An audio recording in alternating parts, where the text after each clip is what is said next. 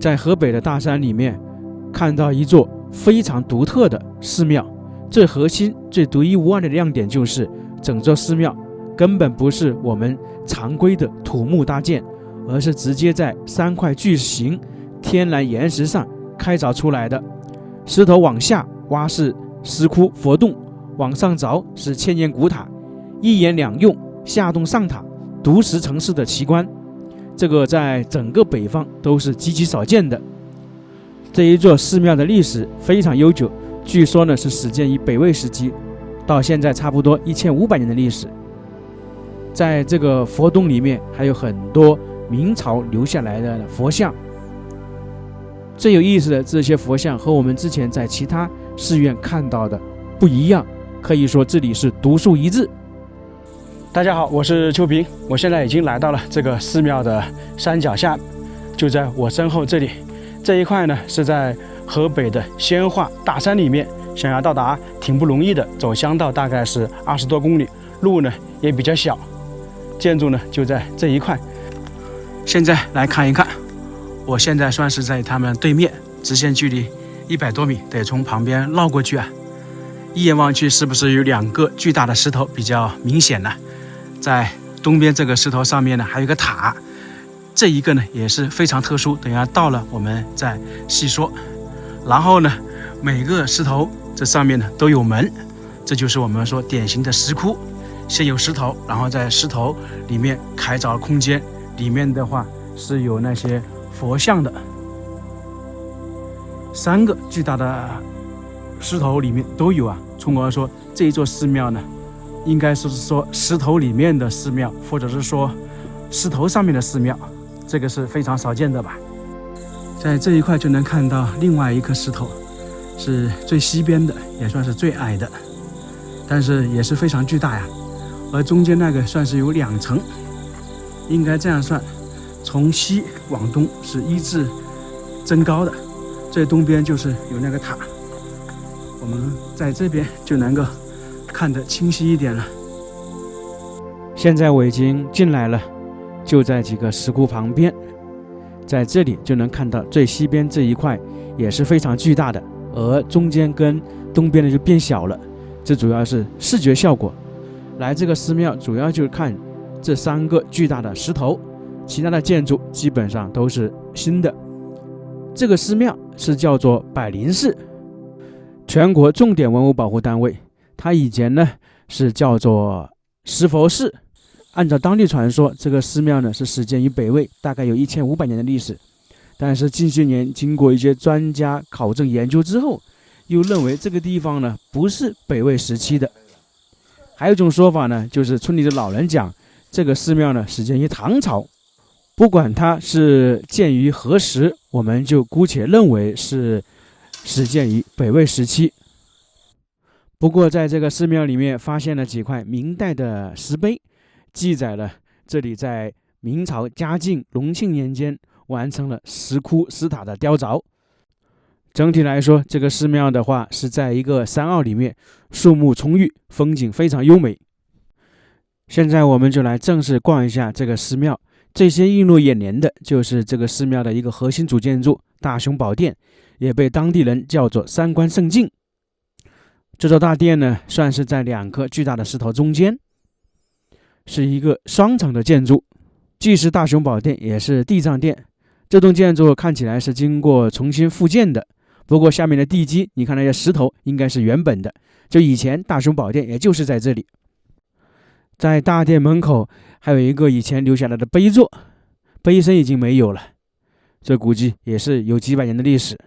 我们之前看过很多碧玺驼碑，而这里呢不是，这是一个倒三角形，上面呢是雕刻了宝线花，这种展示呢是比较少见，感觉可能就是为了工艺简单而打造的。往前走，我们去里面看一看，在这个墙壁上面还有一些像壁龛一样的，这上面应该以前也是有雕刻的，只不过不知道什么时候没有了。然后在上面角落还有雀地，这等于是仿木结构那样弄的。其实很多那种石雕或者石室建筑啊，石构建筑都是仿木形式的。这上面有几个字三官圣祭，这也是制作大殿最原始的名字。最早这里供奉的是道教的天官、地官、水官，是地道的道教殿堂，后面经过岁月更迭修缮改造，现在呢改成了地藏殿，里面供奉着地藏菩萨。在地藏殿墙壁上面布满了清代留下来的壁画，这些呢都是地狱题材的，完整的描绘了刀山油锅、轮回、审判等传统死亡地狱的场景。之前我们在山西走的话，只要有地藏殿的地方，一般呢都会有地狱的场景，那这里呢也不例外。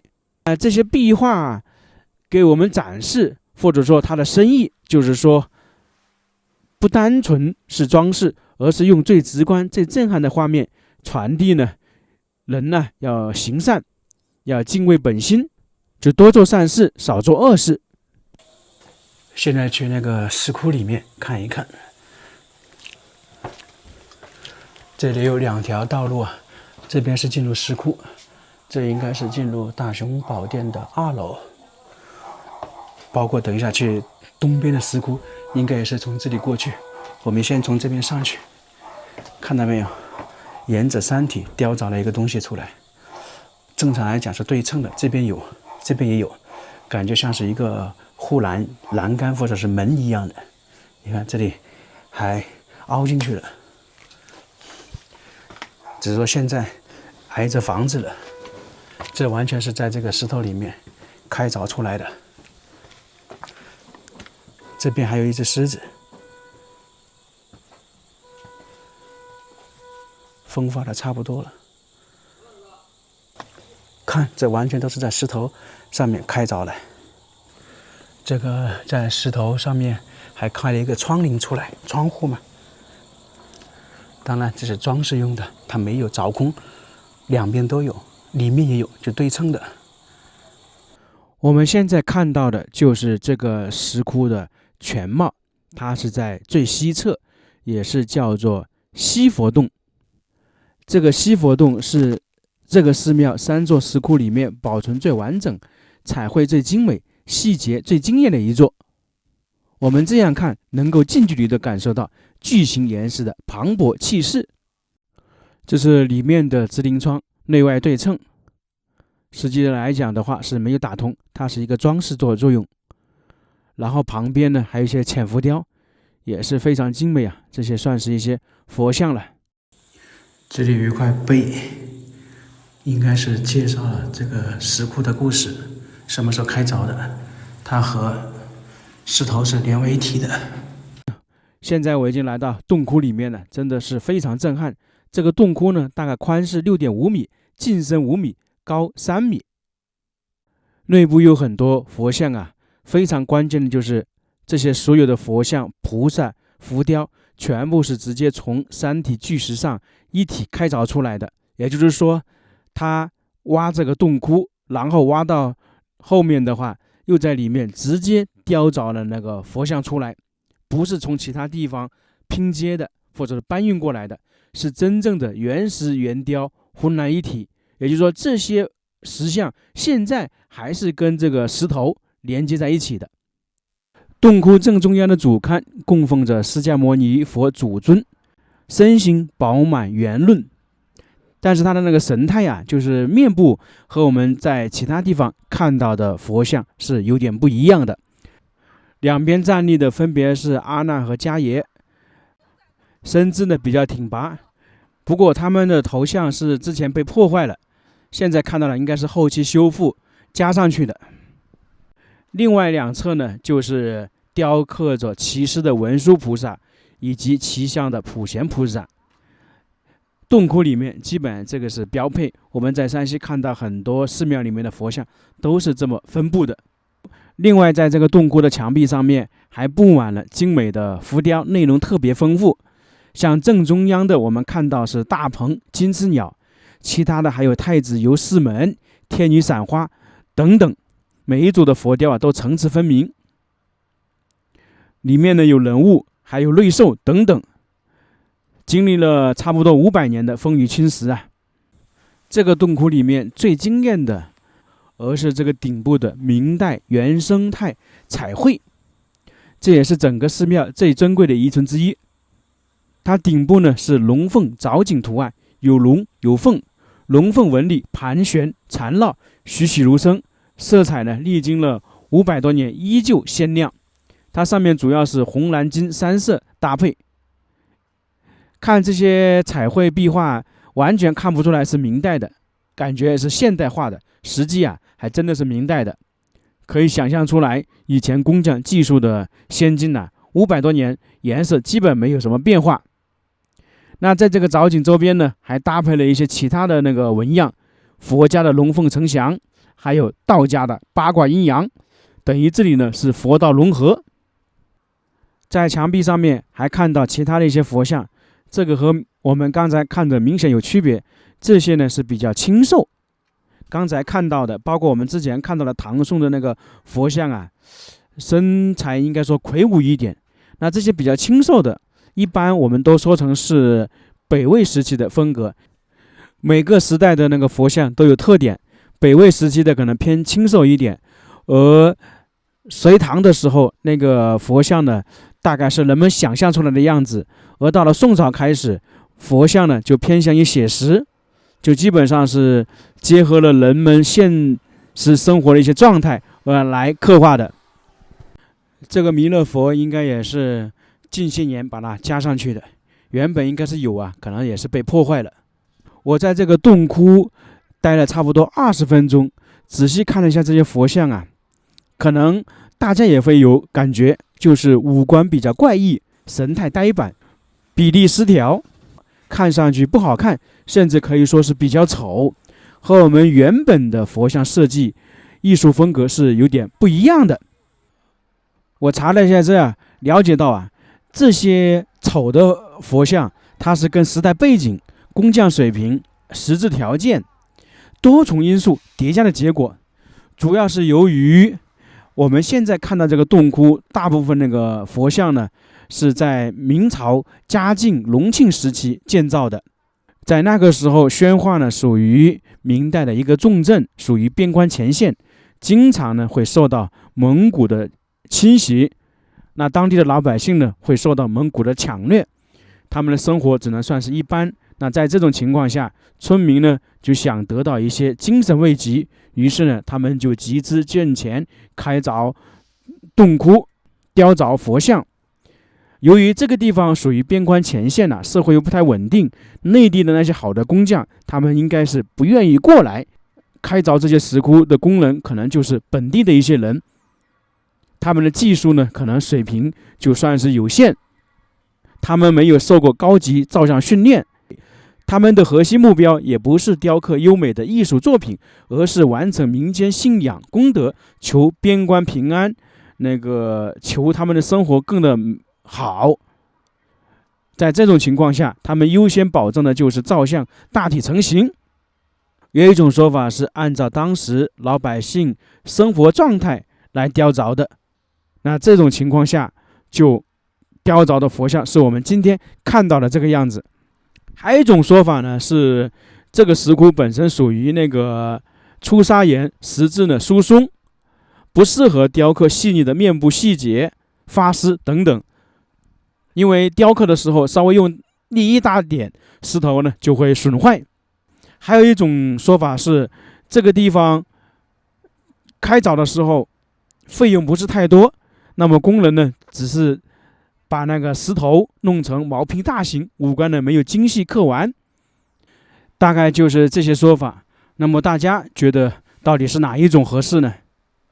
这个西佛洞我们就参观完了，现在往其他的洞窟走一走。从大雄宝殿2楼这边往前走呢，就是另外一个石窟，在我头顶上面。这个也可以称之为是燃灯佛殿。从这边上去看一看，非常陡峭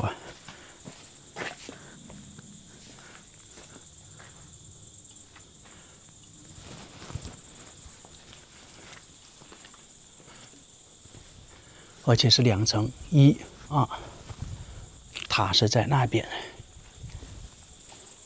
这里走的话就要小心再小心了。这也是在石头上面修的一条道路，就跟走悬崖栈道一样。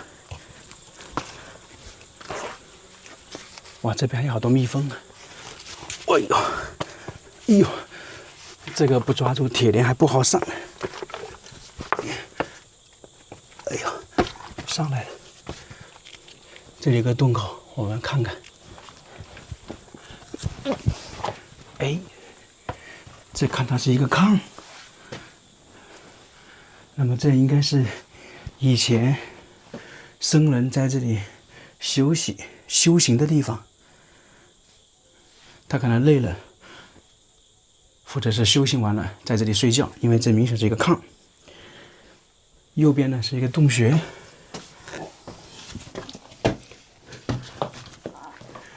上面还有个小窗户。那我猜想，是不是以前的高僧在这里打坐修行啊？在这里入定，在这里闭关，很有可能是这样。洞口出来还能往上走，那石窟呢，就是在上面。这里非常小心啊，如果没有这个栏杆，很多人都不敢走哎。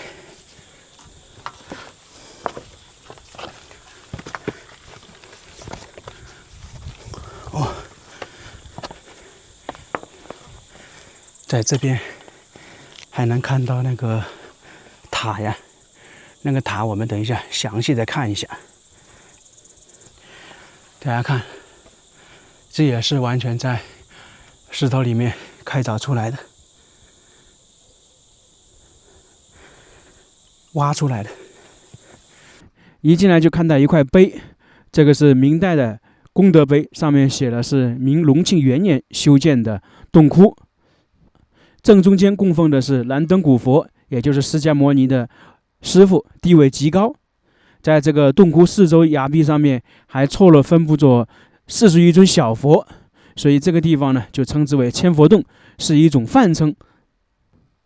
这个里面的明代造像还有个特点，就是披上了一层彩绘泥塑，就本身是在石头上面雕凿出来了，那后面大概是在清朝的时候进行了泥塑。整体看的话，这个地方的佛像建造是比较粗糙的，这些泥塑啊，很多都已经破坏了，已经损毁了。等于是这个洞窟里的造像，在明代隆庆的时候，差不多建造好了，而到了清朝嘉庆的时候，就进行了泥塑。这个是三尊主的，确实工艺比较粗糙，一般呢。在主佛两侧都是有护法。这里有一个大的特点，就是他手这里有一个洞，当时是应该插了什么东西，或者是法器这一类的，我猜想可能是这样啊。那现在去塔那边看一下，它那块呢，上面是塔，下面呢也是石窟，这里看得比较明显了。它这些石头和我们之前看的有点不一样啊，它应该是石灰岩。太行山那是纯粹那种石头，有点不一样。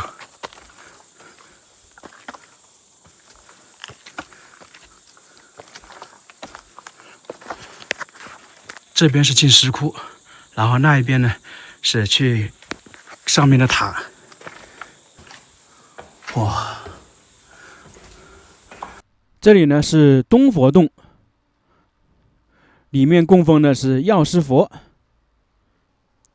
这里面呢也是有很多佛像，工艺呢相对来说也是比较粗糙的。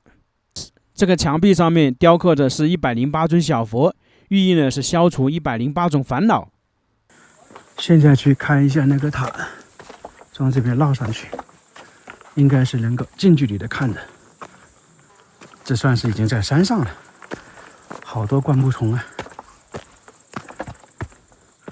塔在这里。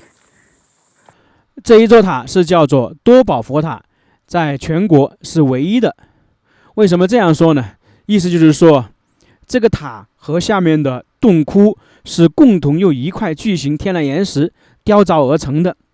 打个比方说啊，这块石头大概是20米，那这个塔10米，那么它就在中间这一块往上把塔雕出来了，就把多余的石头弄掉，然后下面剩下10米的话，就打了一个洞窟，等于呢就是一块石头两用下洞上塔。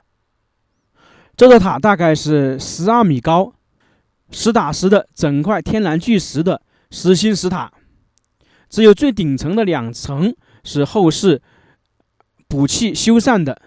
整座塔呢是5层8面，是典型的明代楼阁式石塔，每一面都开凿了规整的佛龛，里面呢雕刻形态各异的坐佛、立佛、卧佛。整座塔身合计88尊石佛，民间的传说这88尊佛像是为了纪念88位得道圣僧。据说最早的时候，每一层的檐角都悬挂着风铃，山风吹过，风铃呢便会作响，响彻整座山谷。可惜啊，现在风铃已经不存在了。我们经常看到的佛塔基本上都是砖塔，像这样的石塔是非常少的。可能很多人会问，为什么不建造砖塔？最主要可能是从成本考虑。当时这座寺庙是大家集资建造的，如果要用砖建造佛塔，得从外面运进来，成本是非常大的。那当时考虑这些，工匠呢就直接在这个石头上面雕刻了一座佛塔出来。在山西我们逛了很多寺庙，那这一座在河北的寺庙其实也是相当值得一看的。很多人不知道，这一座非常小众的深山古寺其实藏着很高的艺术价值和历史价值。历史价值就是我们刚才说的，为什么会在这个地方建造了一座寺庙。总体而言，这一座寺庙可以说是称得上独一无二的建筑奇观。国内绝大多数石窟呢是整片山体开凿，石塔呢也是砖石搭建，而这个寺庙独创的下洞双塔、独石层室、一檐凿双井的格局，在北方石窟建筑中是独树一帜。就像我们一开始说的，3座巨石上面的寺庙，或者说建在石头上面的寺庙，也可以说建在石头内部的寺庙。还有呢，就是这里的彩绘和壁画，经过差不多500年的历史，颜色呢依然保存的差不多算是原样，并且这一座寺庙也是免费的，来到这里可以安安静静的逛寺，静心的感悟。那今天我们这个视频就到这里了，非常感谢大家，我们下个视频再见。